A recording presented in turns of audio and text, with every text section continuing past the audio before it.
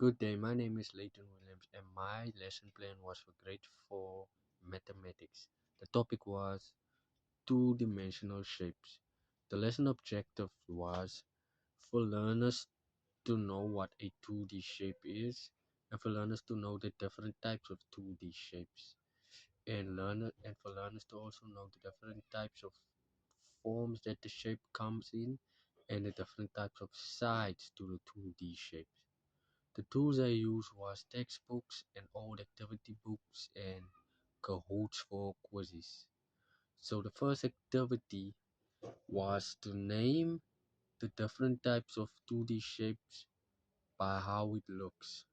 And the second activity was to match the different types of 2D shapes to the number of sides to the shapes.